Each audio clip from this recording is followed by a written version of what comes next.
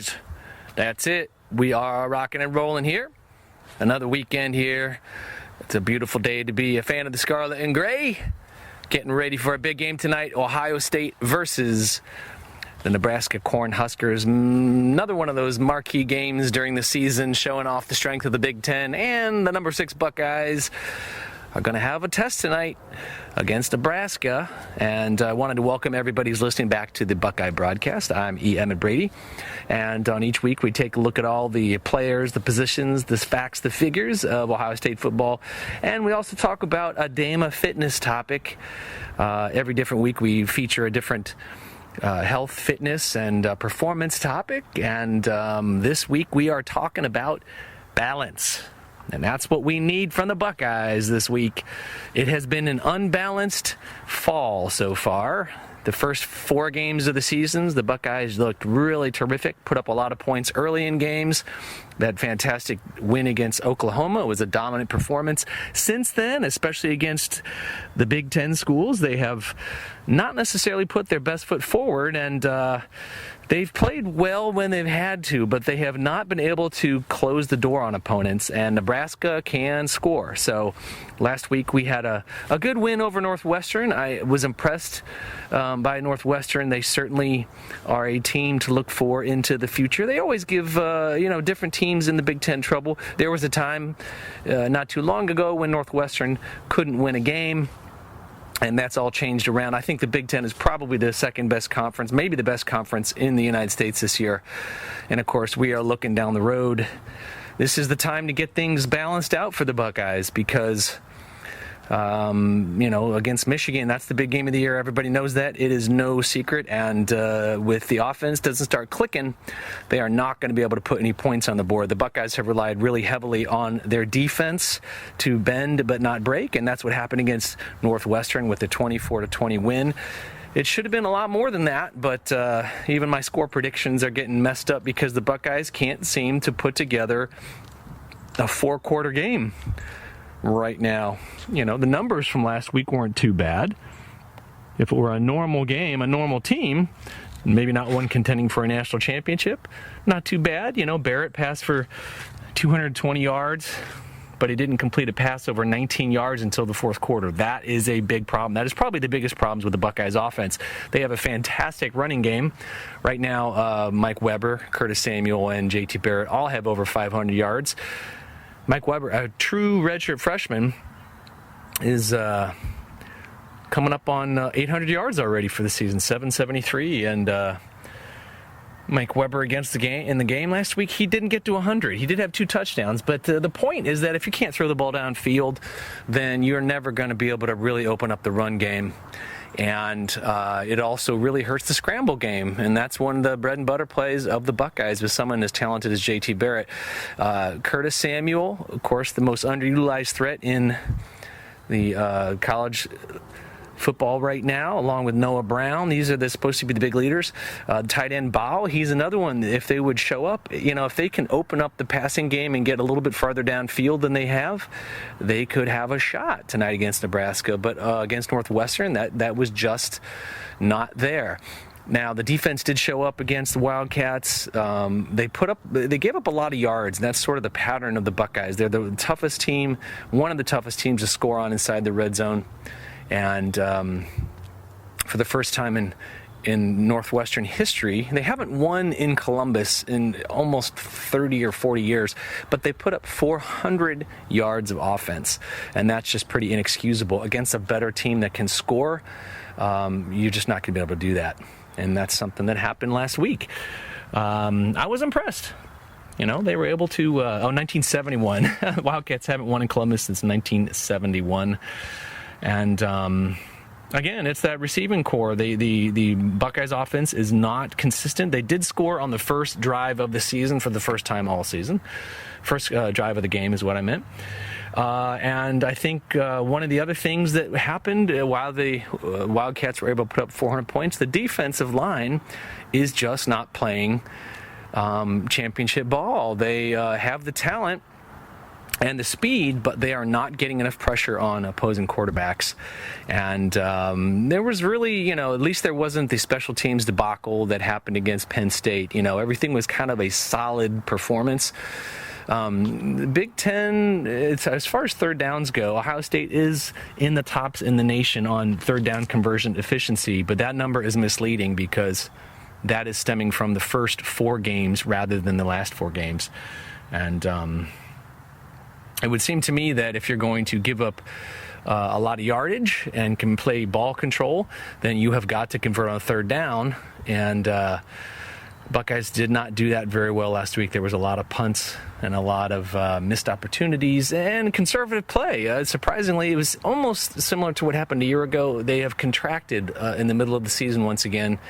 And it's pretty baffling with an offensive coach that's as quarterback-minded as Urban Meyer. But I think probably what Coach is doing, and this is just my conjecture, I think he is understanding that there's a lot of young players on the team, and none of them have particularly stood up. I mean, Curtis Samuel's got experience, but the other players on the offense, especially the offensive line, they have done a good job, but they've been pushed into a much higher level of play than maybe they were ready for, and they need to find that balance. There's that word again, the balance between putting big points on the board and getting the little things done. When you don't have a big lead, how do you still maintain control of the ball game? And the other thing that's been vulnerable has been the deep backs. The first 4 games, they were getting a lot of interceptions, a high turnover ratio, and they didn't quite do that over the last couple of weeks. Now, against the Cornhuskers tonight, Nebraska, another top 10 team. Now, the Buckeyes didn't fall out of the top 10, even though they lost to Penn State, an unranked team, and then they squeaked by Northwestern. I'm a little surprised about that, even though I am a tried and true Hayden Gold and Blue Buckeyes fan. I don't think they're playing top 10 ball right now, but we'll find out tonight, won't we?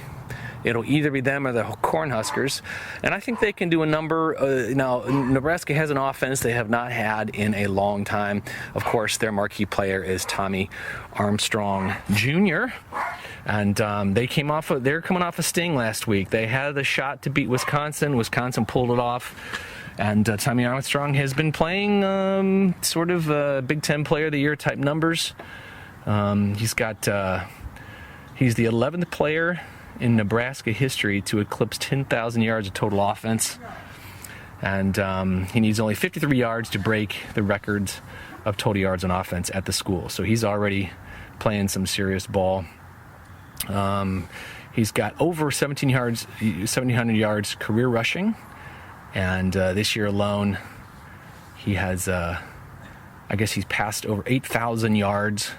The only active quarterback that has amassed 8,000 yards and 1,500 yards rushing. So he's very similar to J.T. Barrett, probably more important to the Cornhuskers because they don't have as many other weapons. They have a good receiving core. Jordan Westerkamp is back for Wisconsin, and he was their leading passer last year, caught almost 1,000 yards of passes. They have a tight end who's out, but it looks like there's a sophomore named Stanley Morgan who stepped up, and he's got 23 receptions, 5 catches against Wisconsin. So a good target for Tommy Armstrong. The big news for the Cornhuskers, though, they keep teams scoring low. Their defense is basically they've allowed 3 opponents to they've held 3 opponents to 17 points or fewer this year. And they are high. Their minus 12 turnover margin last year has flipped around to a plus 5 turnover for the year. They have 15 interceptions on the seasons, and that is tops in the NCAA. So this is a game where J.T. Barrett really has to focus, not make any mental mistakes, control the ball, and give their, when you got a team that's aggressive on defense against the Buckeyes, that can actually play to the favor because they have so much versatility. Short swing passes and reverses, things like that are very doable for the Bucks with someone like Curtis Samuel, Noah Brown, and Mike Weber out there. But here's the other problem. The Cornhuskers offense probably won't put up a lot of points.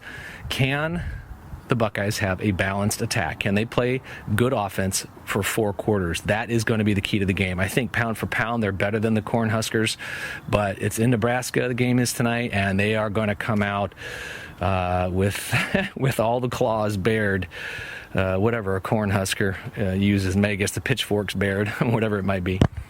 And so it's really about a balanced game. And this is, I think, a coaching thing as well. You know, how Urban Meyer and the other coaches are preparing that offensive line for a good defense. Can they protect JT Barrett? And most importantly, can he find more than 1 or 2 offensive threats down the field? I think the Buckeyes need to open up 7 to 15-yard passes and then take a shot down the field every once in a while. We know that Samuel can do it. We know that Noah Brown can do it. Who else is going to step up for the Buckeyes? So that is it in my prediction in just a moment, but we're talking about balance. What is balance all about? Now, there's a lot of ways you can balance your life. You can balance your emotions. You can balance your diet. But I'm talking about physical balance. What does it mean when you talk about the DAYMA fitness system? Now, as you might recall, DAYMA is an acronym, a very balanced acronym of dance, athletics, yoga, martial arts. I've taken the best elements of each of those 4 pillars and I've incorporated them into a really balanced stretch routine and a performance system. And when I'm talking about balance, I'm talking about how the brain and the body work together to keep you stable, upright, and centered, I guess is a good way to put it. There's 3 main areas in the brain that contribute to your balance. And then when I talk about balance, if you're standing up and you lift up one leg, how does your body do that? It's a fascinating system. The first is the vestibular system, and these are the sense organs that regulate equilibrium and directional information. And this has to do with gravity and linear and angular acceleration. It also has to do with your ears and your eyes working in conjunction with certain parts of your brain. Small sensors inside your nerve endings that activate different movements in the body to keep your balance. But there's 2 other parts as well. There's also the somatosensory system, and this is the ideas of proprioception and the kinesthesia of joints, information from the skin and vibratory senses. So this is how you perceive things from the outside in. And the third component of balance is the visual system. And this has to do with head motion and the verticality of the body, spatial location relative to objects. The 2 parts of the brain, for you anatomy geeks, are the temporal lobe and the parietal lobe. And they coordinate, they kind of process the information and pass it on to the cerebellum, which responds. Now, as you train yourself in your fitness, one of the most important things, as people, recover from injuries, as people get sick, as people age, balance is one of the first things that goes. One of the most common injuries, a little fitness topic for you here, is sprained ankles. About 40% of the patients with sprained ankles suffer from some sort of instability and increase in body sway. And the reason why is, not only are the bilateral conditioning and the planes of the body greatly affected by injury, but the ankles are one of the most important parts of the body for balance because they are literally the connection to the ground. Your feet are sort of like the planks, and your ankles are the pivot points for all of your balance. Now, my recommendation, and a real simple thing to do, and this is something that most people can do many times a day, and almost nobody that I know does it, is what's called a releve in dance and in martial arts. When you releve is when you push yourself up onto your toes and hold the position. You can go up and down multiple times. I do it in sets of 10, but you can also releve. You can elevate on your toes and then clench your butt cheeks, and that can lock you into that raised position. And this establishes a system on how to recover from ankle injuries, for instance, but it also gives your body a slight challenge. And this is what's really interesting about balance. It's very easy to overcompensate regarding balance. So some people do too much compensation, and then when they try and go back to normal body movements, they can find themselves off balance. So what I recommend is to do these little simple relevés, and this is part of the DAYMA stretch routine, a very simple and effective stretch process that'll anybody can do it anytime, anywhere. Just simply look into the mirror and watch yourself raise yourself up and down on your toes. The first way to do it is with your ankles about shoulder length apart. And then you do another set of 10 with your toes pointed in, kind of like a duck walk or like a pigeon toe. And then you turn your toes out and you do a set of 10 with your duck feet, so to speak. And if you do that, you can also then add another dimension by bending down, a deep knee bend on all three of those positions. And this will establish in your body a new range of motion that the ankles don't normally get exposed to on a daily basis. It's not the entire solution for balance, but it is certainly a step in the right direction. So one of the things that you do by looking at yourself in the mirror, by raising your body, and by using your feet in different positions is you can stimulate all three parts of the balance system inside the body: the vestibular, the somatosensory motor, and the visual system. So there you go. That's one of the ways. There's a lot of ways you can do it.